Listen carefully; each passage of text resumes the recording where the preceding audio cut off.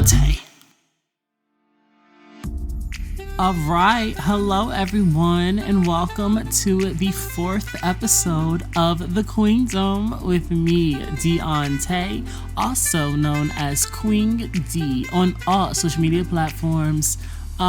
Just a little disclaimer, I'm gonna put this in the beginning right now. If you notice a little bit of a hum, I tried to cover it up with the background music, but if you notice a little bit of a hum, it is coming from my air conditioner because, child, I live in Philadelphia where it is currently 89 degrees. And learning from past episodes, I said I am not going to be sitting up here and recording in the heat. No, ma'am. So y'all will just have to deal with the hum if you can hear it, because I am not finna sweat out this good hair for y'all. I love you, but not that much.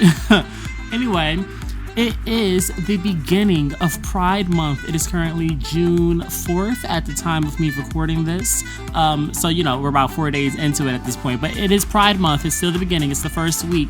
So, I have plenty of Pride-themed episodes planned for y'all for the rest of this month. Please stay tuned because I'm excited to share them all with y'all. Some pretty deep topics will be discussed. A lot of tea, a lot of shade, a lot of everything. Anything you need to get your life this month. So, to kick things off, we're going to start off Pride Month with my coming out. If you read the title of this episode, I'm coming out again, which I've already done so. A little more subtly, a little here and there. I feel like things may have flown under the radar. I said radar. Oh, child. Radar. Some things may have flown under the radar, but for those who may not know me, this is the episode for you. Because it's like, if you know me, you know. If you don't, then you don't, and you're about to know now. But, I am coming out again, and let me, child, hold on, I gotta turn this music down, or let's switch up this music, because this is a little too happy and excited for me. There we go. Okay, something a little more chill. Now I can actually hear myself think. But anyway, so this is a little known fact, but within the queer community, it is very possible to come out more than one time. There is the coming out to yourself, there's the coming out to others. As you grow, mature, as you start becoming more and more comfortable with your identity, your gender, etc., you start finding out more and more things about yourself. And in that sense, it's like, although you may have come out as one thing, you may find out something new, and suddenly you are either a different thing or a whole nother thing, adding more to the table. So this is pretty much oh child. This is pretty much my story of my gender journey. So this is a very well-known fact. Everyone knows I am gay. I am gay as hell.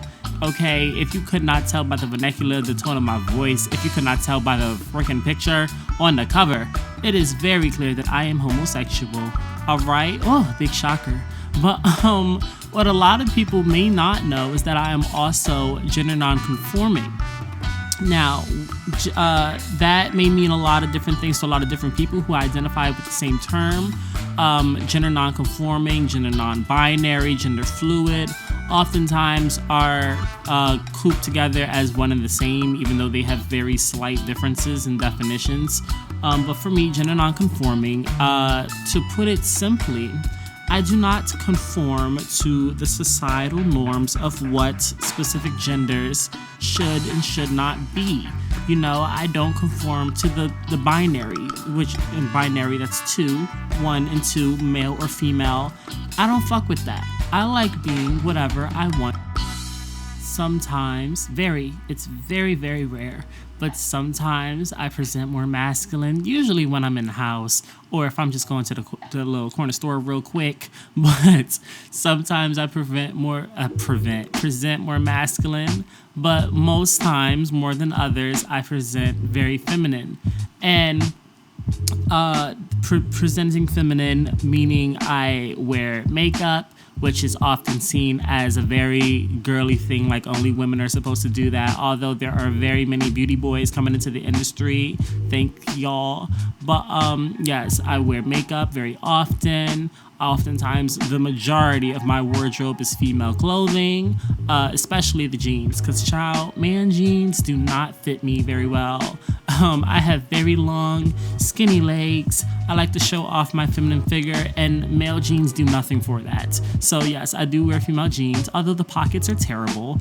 No ma'am. But also a little known fact, the reason why female pockets are so terrible is because it is a marketing scheme to get y'all to buy purses. Bet y'all didn't know that. But anyway. So yes, makeup, feminine clothes, female jeans. I wear a lot of crop tops. I make a lot of my own crop tops. I was known as the crop top king back in high school. Wasn't nobody rocking a crop like me. But and I had the straight boys rocking crop tops. You better ask about me. But anyway, a lot of that. So with my journey, has come a lot of questions, obviously. A lot of people that first meet me not knowing how to address me.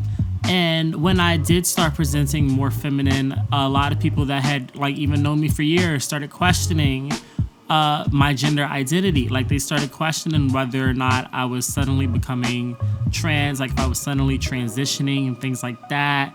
Not knowing, a lot of new people that meet me, they don't know my pronouns, which is why now I have to introduce myself. I'm like, look, I am gender nonconforming. I use both male and female pronouns, and it's okay. But I only get that opportunity when I get the chance to actually formally introduce myself. Oftentimes when I'm just walking on the street, passerbyers, I get lots of strange looks, especially in the neighborhood that I live in, especially in the hood, because people, they look at me with confusion, they look at me with disgust, sometimes they look at me with curiosity. It's just the thought, the curiosity. They're like, what exactly is that? And that, it's like they don't really know how to react when I step into a space. And a lot of times it's a genuine, they just ignore it and it's okay, that's just another person. Sometimes it's met with hostility and I get the really aggressive looks, dudes trying to talk down to me, calling me names of which I will not say for the sake of trigger warnings and things like that. Sometimes I get met with love, mainly from the women, not necessarily the dudes, but mainly from the women. They live for my fashion sense, my makeup skills. They admire it and they appreciate it. A lot of the women, they appreciate my courage and my unapologeticness and how I am able to just be who I want to be and not really give a fuck. They live for it. And the dudes, they will see that and they envy me for it. It's I'm getting the attention from the women that they wish they were getting. And it's although it's not sexual attention, it's still attention nonetheless. And the dudes around here, they do the absolute most to get that attention from the women, whereas though me, I just walk out the door being my natural self. I pay no one no mind and everyone's eyes are still on me. So not even saying that in a conceited way, but it's the truth. And with that envy that I recognize from my male peers, of course, comes the fear. The fear that I may be targeted just for the simple fact that they might either, one, not agree with my identity. They may not agree with the way I present myself. Because, people don't know how to mind their own damn business and just let people live. But, you have those haters who will just want to beat down whatever they don't like. It's kind of like that bully picking on the weaker kid, or who they look at and deem to be weaker, because men see femininity as weakness, and unfortunately for them, I am not weak. I don't care. You can beat me down however many times you want to, and I will still get back up, heels and everything. Okay, next. I oftentimes get mistaken by a lot of dudes in this area for being trans, and there's already this high disliking. There's already a huge amount of transphobia in this area. So the fact that even though I myself do not identify as trans, the fact that they look at me and they automatically assume that I am trans puts a target on my back simply for the way that I present myself, simply for my gender expression. And this misgendering also carries over to my online dating app profiles and things like that too. It's like, although I can clearly put in my bio my gender identity, I clearly say that I am not trans, that I am not a cross-dresser, etc., etc., I will still get hit up by dudes who are looking for trans women, who that is their sexual preference, and then they'll get mad at me or catch an attitude because I am not what they're looking for. And it's like, sir, if you would just simply read, because reading is fundamental, we would not be at this point. We would not be in this predicament. Now, over the years, I have developed a pretty thick skin, so the misgendering, it doesn't really get to me all like that. There's only been like a couple instances where I felt disrespected in any kind of way by the misgendering. Obviously, in the cases where it's deliberate disrespect, where they are deliberately misgendering me or calling me derogatory terms and things like that. But there was one instance where I went to a modeling casting call, right?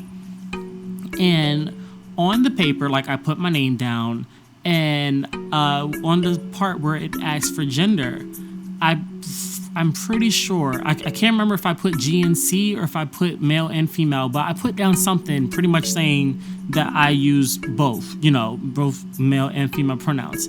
And after I did my little walk, after I did my little audition, I just happened to look back at the form and they had changed it to male. And I was like, okay. I was like, you could have, so whoever changed it, they could have asked me, if it was okay if they just write male for maybe it's easier for the designers or whatever. I don't know what the reason was, but they could have said something to me rather than just taking it, upon themselves to change it. Cause I was a little offended. I was like, all right. I didn't know if they were doing it with malicious intent or what. So I didn't know how to feel about it, but I didn't want to cause a whole damn stir over something as simple as a letter on a piece of paper. I'm one of those people who I pick and choose my battles. And at that time I was like, this isn't a battle worth fighting. I was like, it's not that big of a deal, because little did we know Miss Rona was coming into town not too long afterwards, and that whole thing got shut down anyway. So, oh well, I guess karma is a bitch. Now, there is something else I want to get into, and that is some of the struggles that I have come across being a not only gay, but a feminine gay rapper. I feel like there is, the reason why I do what I do is because of representation. The fact that there is no one within the mainstream hip-hop industry that looks like me. And I feel like there is a reason for that. And the reason is because of toxic masculinity. There is a lot of it within the hip-hop industry. It's undeniable. You hear it in all of the music. I mean, there's no coincidence why the majority of hip-hop songs are just talking about fucking bitches, using that as a quote, fucking bitches, getting money, just doing all the drugs, the drugs. There is no coincidence why that seems to be the topic of most hip-hop songs. And I feel like there is no one in the mainstream hip-hop industry that looks and sounds like me, because no one who listens to hip-hop necessarily wants to hear about gay struggles or about, the queer experience, because it's not a life that they live. And don't get me wrong, there are queer hip-hop artists out there. Tajik Hall, Cakes the Killer, Big Frida, they are there. But would you hear them on the radio? No, not unless they, like in Big Frida's case, where they are simply featured or sampled on another artist's song. Like I know Big Frida was in a Drake song. She was in the beginning of Beyonce's Formation. You know, when it comes to things like that, then sure. But it's like even still, the people who may be fans of Drake, they aren't checking for Big Frida. They don't really care who Big Frida is. They just know that they like the Drake song. And I feel like that is one of the main reasons why artists like me, it's hard for us to really break out into the mainstream or even get any sort of notoriety and success. It's because the market isn't necessarily for us. It wasn't built for us. It wasn't built by us. And we aren't necessarily accepted within it. Not the same way that female rappers are.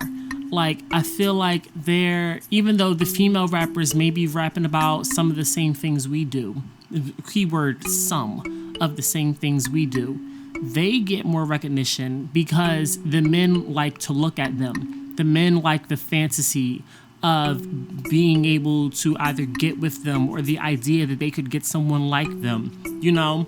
Whereas with the gay men, the straight men, they obviously don't want us. We're not their cup of tea unless they one of the down low brothers. Like, that's about it.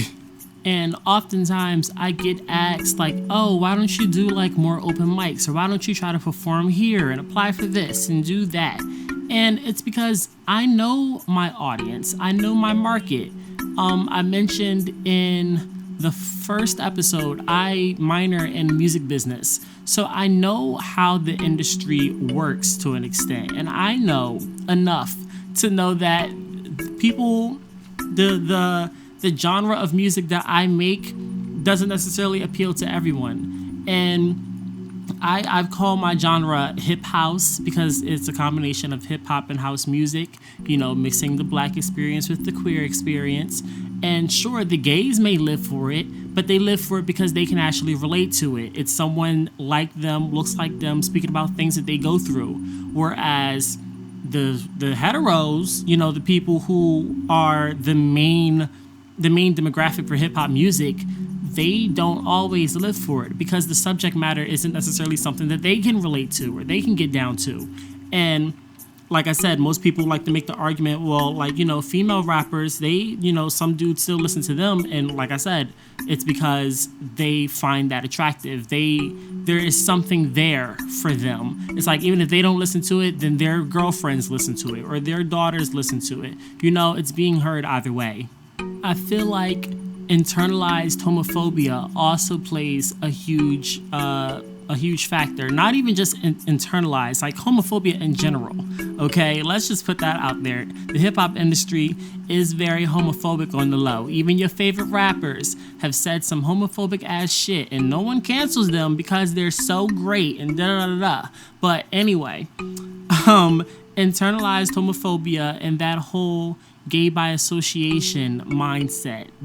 You know, if their homies heard them listening to a gay rapper, you know, they homies might look at them sideways. They'd be like, oh, like, do you roll that way? Like, is that what you like? You know, that fear. And with that mindset, they are quick to ignore the queer rappers, no matter how good they may or may not be, because they just don't want to be associated with the lifestyle.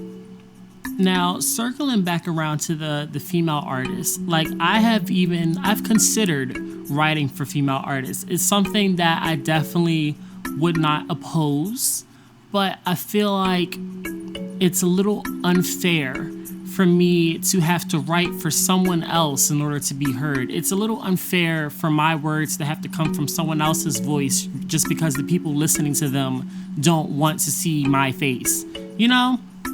It's like, although the coin is there, although the majority of the money made within the music industry comes from the songwriters, because best believe your favorite artists, they're not getting paid as much as the person who actually wrote the song they're singing. You know, they're the ones paying that person.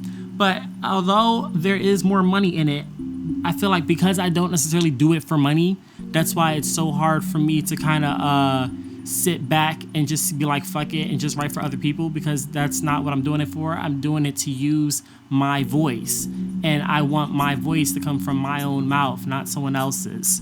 and I'm not trying to have to water myself down just to be palatable for an industry that I know may or may not accept me like that. Now, would I write for like a singer? Because like I am a hip hop artist. So would I write for a singer? Yeah, because like I don't really sing like that. So I feel like the best way for the message to be heard would to come from an actual singer's mouth. But would I want to write for a female rapper?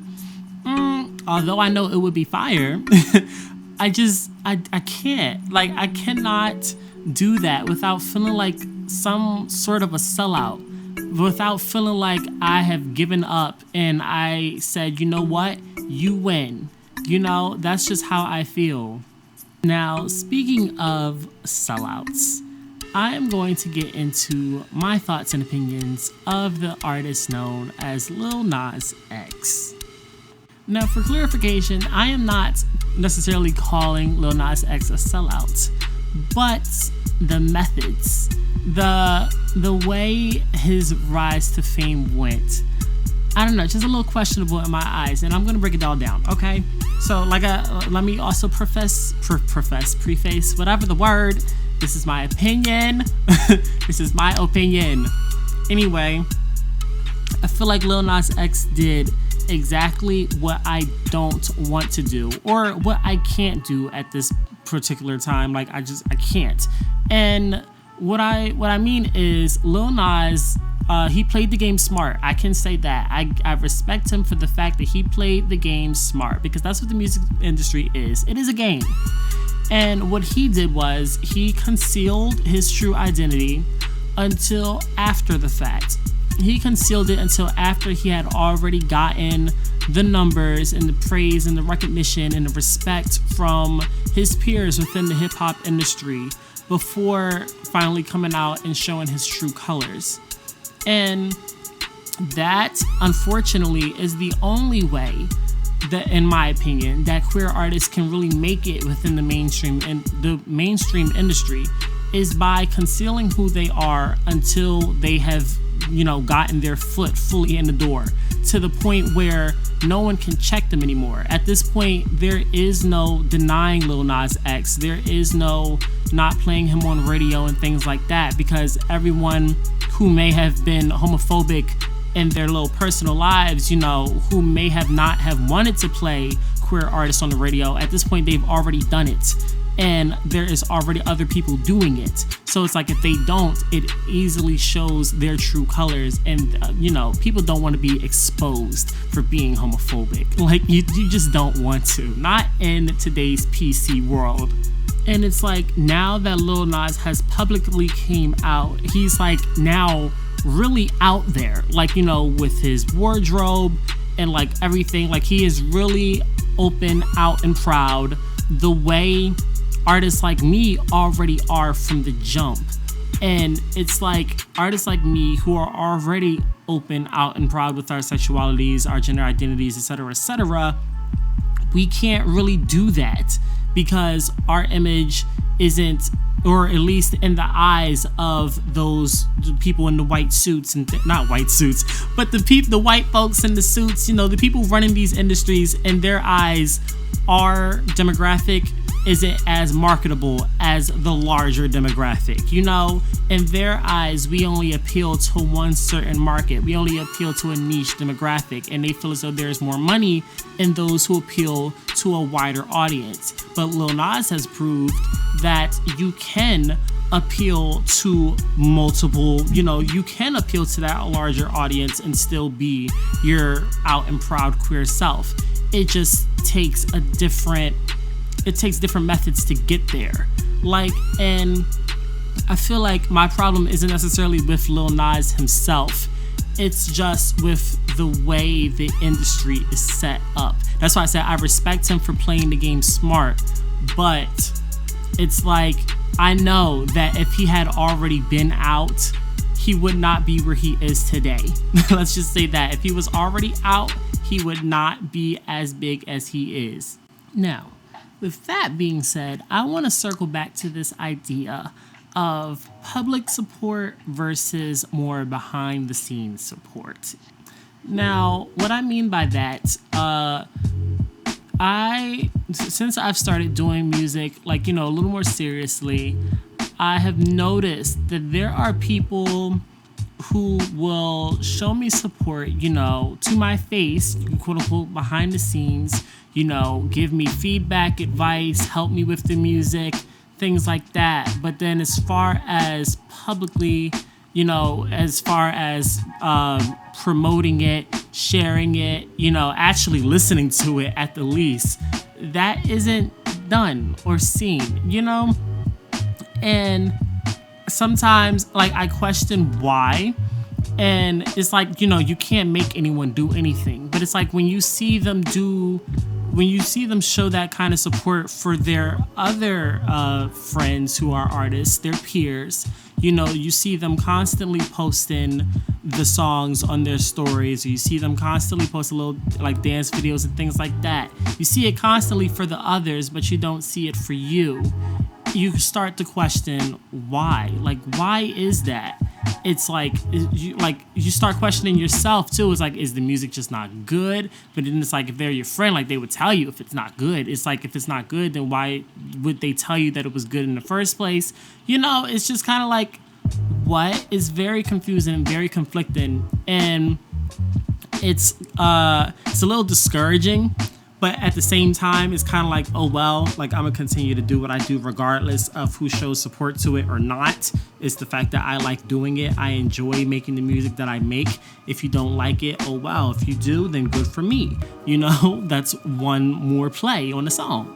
I think what makes it discouraging is the fact that I put so much effort, so much time and energy and effort into everything that I do. So when it goes unrecognized, or if it just gets kind of like swept under the rug, no one pays it dust, I kind of feel like I did all of that for nothing.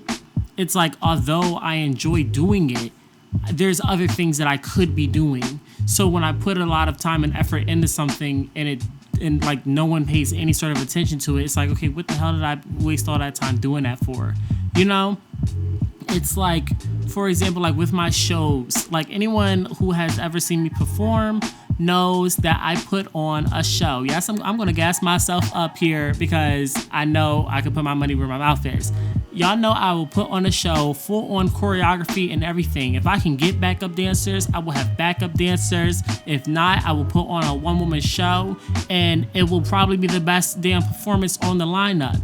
Because unlike other hip-hop artists, especially the ones, I don't want to say like me, but the other young up-and-coming ones, or even the mainstream ones in the industry, you go to a hip-hop show and it's usually a lot of just running back and forth, just spitting the lyrics on the mic, and they call it a day. Like, male artists really do not give any sort of effort in their shows.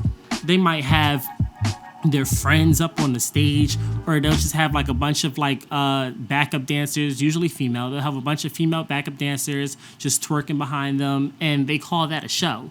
Whereas though with me, I actually give you a performance. I serve you face, give you costumes, choreography, all that by my damn self at that.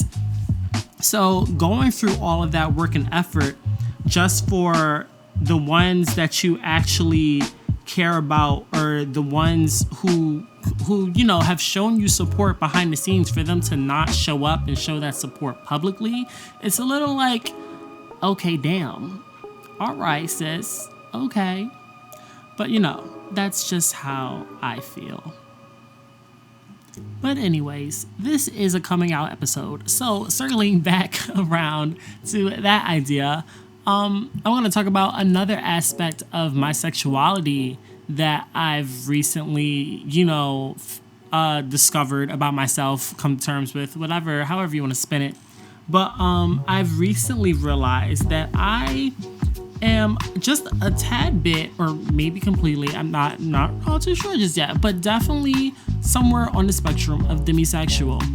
And for those who do not know what that is, or those who are not familiar with the term demisexual or demisexuality, it is essentially where you only feel attraction to someone that you have some sort of emotional connection to. That's like the most blanket definition I can give, because it's really different for everyone. And I'm going to explain why. Because for some people, they don't feel any kind of attraction to anyone at all. Like, they don't find anyone cute or nothing like that unless they have lunch with them first, right? That's just one example. For me specifically, for me personally, my demisexuality comes into play when it comes to actually having intercourse, when it comes to actually having sex.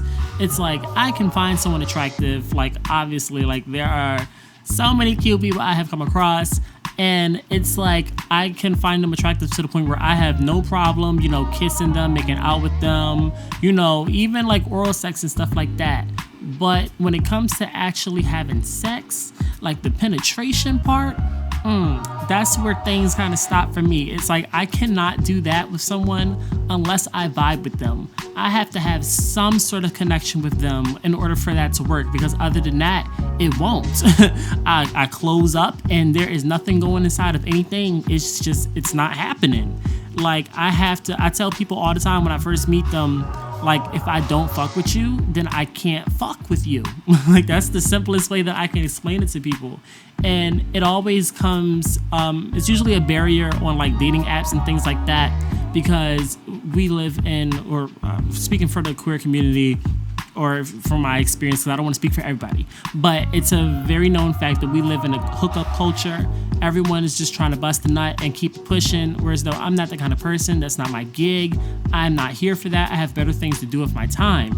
And people don't understand, like, when they see me on these apps, it baffles them that I'm just not there to get some dick.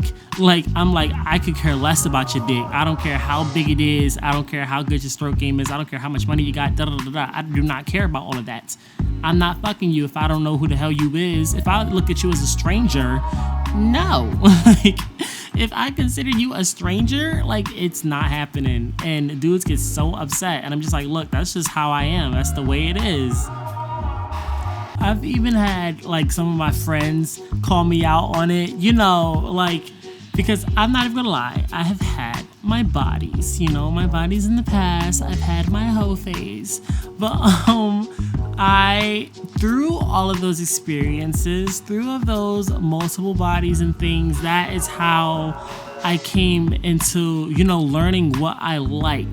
It's like, you have to try out multiple ice cream flavors before you can find a favorite, And it's because I've been with so many different kinds of people, so many different dudes, that I know, like, that I can't really get down like that. It's like, after all of those encounters, after the dudes I would have sex with, I would just feel a kind of way. Like, I would feel uneasy, a little bit like gross, a little used, because it would be like, yeah, they're cute or whatever, but they would never stick around. So I'd be like, well, damn, they just came, got their nut, and bounced. And I would always feel like, what the hell? Like, am I just some kind of like sex object to these niggas? In which case I was. That's exactly how they viewed me. So I've gotten to the point where it's like, I have a little more respect for myself, and I cannot do that anymore.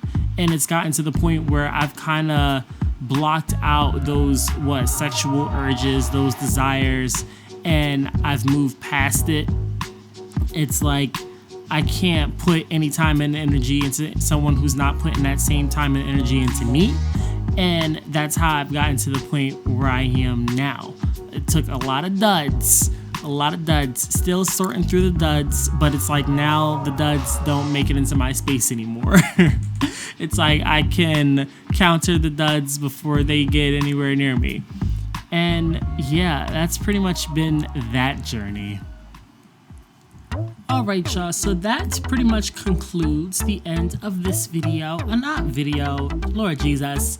The end of this episode. There we go. The end of this episode of the Queendom with me, Deontay, also known as Queen You can find all of my social media using all of the links below. I'm not sure what it looks like on whatever platform you're listening to, but I know that I put a bunch of links in that description, so they are there. Make sure that you follow me on Instagram. That's the main platform that I use, and Snapchat. I also use Snapchat very often, but I'm also on Twitter, TikTok, all of that. They're all, oh, there goes my phone. I am on all social media platforms as Queen_D, QUING_DEE, except for Snapchat. That one is DJ_Gil. But yeah, like I said, for Pride Month, I will be doing a lot of Pride-related episodes this month. So make sure that you come back next Friday to get into the gig. And until then, make sure that you like, comment, and subscribe. I don't know how it works. I don't know what you're listening to this on, but whatever the following method is on that platform, follow me. And if you can like this, like it. If you can comment on it, comment on it. But until then, I will see y'all in the next one. When I see y'all, hear y'all will hear me. Whatever, you know what I mean. Goodbye.